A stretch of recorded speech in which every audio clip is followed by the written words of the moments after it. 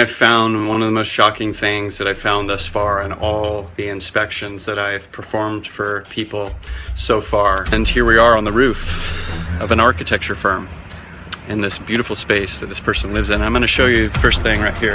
Stay back. Radio frequency energy may exceed exposure limits.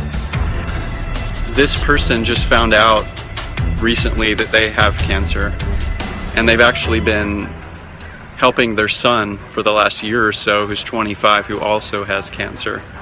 And I'm going to show you what is behind this building, and I'm really shocked. So here we go. Here's this door, and we're going to just step in here very briefly because it's really intense in here. So this is cell phone towers. Look at that. It's unbelievable. And again, I'll show you the meter. Sitting here right outside these people's driveway. Now this is also extremely hard to believe. I've now driven down almost a full block, right next to the telephone pole, down a full block, and check this out.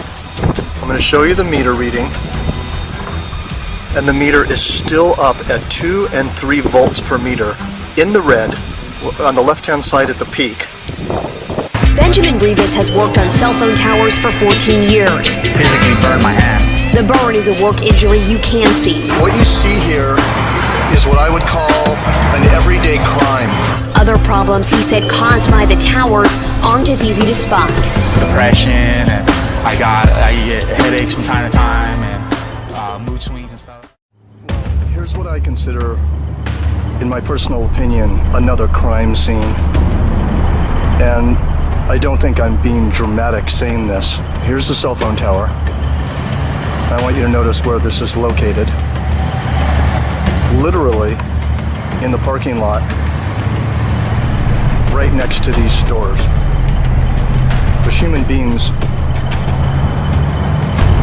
working in these stores and eating in these restaurants all day long, and there's a cell phone tower right there. That's hitting 1,000 microwatts per square meter, depending on the pulses that are coming off the tower. I'm across the street, as you can see.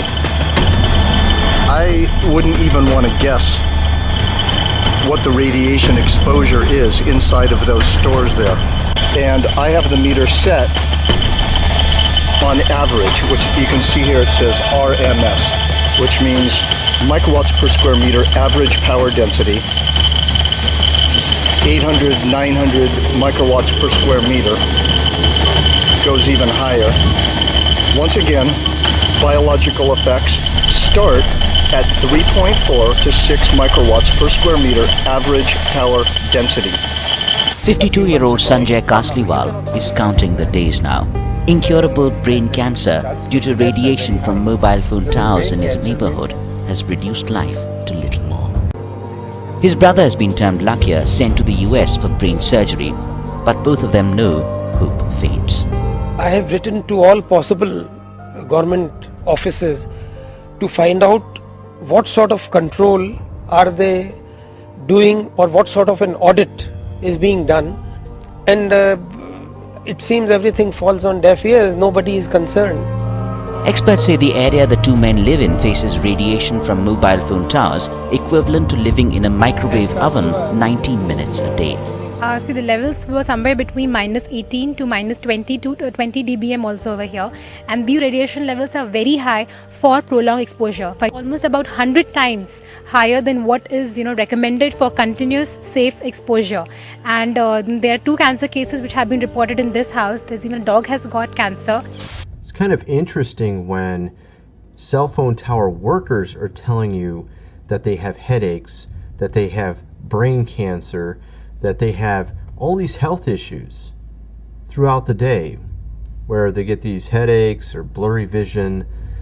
Why would so many of these guys have these seemingly often problems like this? You would think that if there was nothing really bad about cell phone towers, that obviously those who would work on these towers would be fine.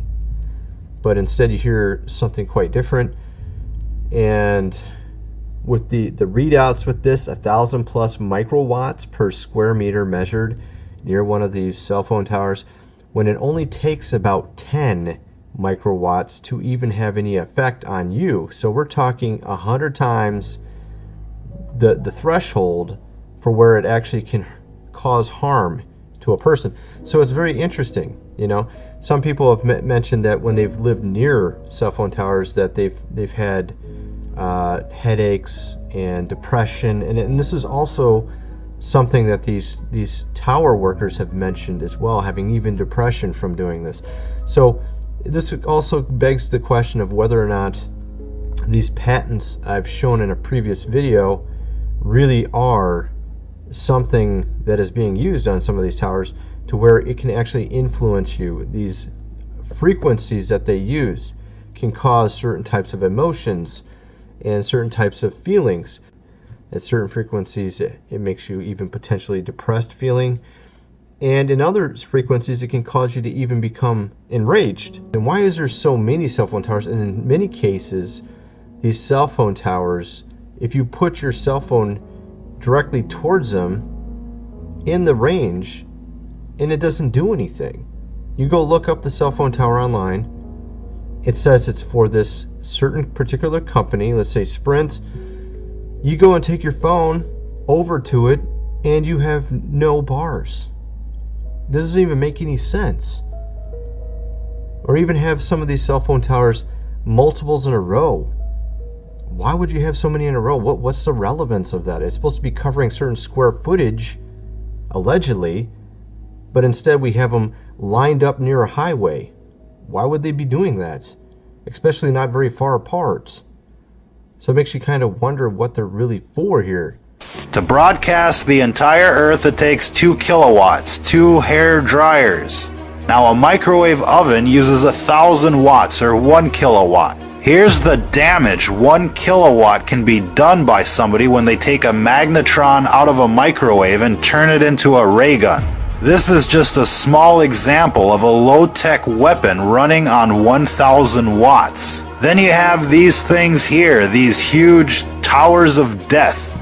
Now each row in this tower, an array, or a set of dishes or rectennas or whatever you want to call them, is connected to a cable with a maximum power output of 300,000 watts, or 300 kilowatts. That's 300 microwave ovens. We base that conservative estimate based on the gauge of the cabling that's running up to one of these arrays. They're estimated at 300,000 watts per cable. Those aren't fiber optic cables running up to those arrays. It's a thick copper gauge transmission line quality cable running up those towers. Now if there's 10 cables, that's like 3 megawatts of power. And these cables are out there to output power to the magnetron, not for data transfer. That's an important point. These cell phone towers are weaponized. There's no other reason to have this much power running up the cables. It isn't for data transfer. Now, FCC regulations limit normal transmission per array to about 400 watts.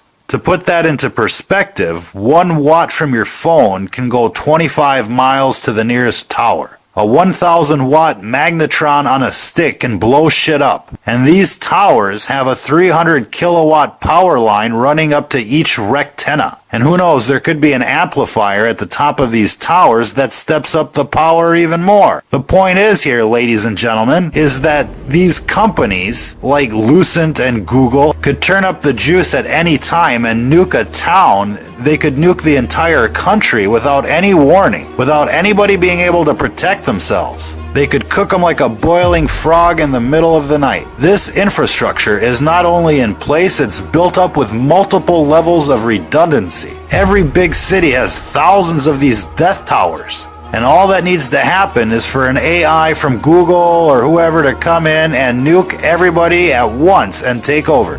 Who out there remembers that movie Terminator? Well, Google doesn't have to send a Terminator to every door or launch a nuclear strike. It can just turn on these cell phone towers to maximum and cook everybody within the city limits within an hour.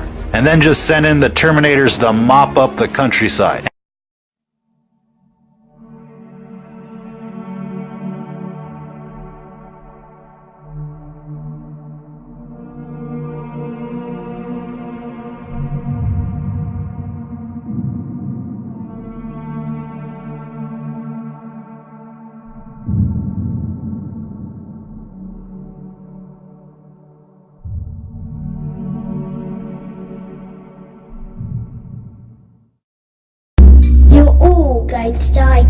है।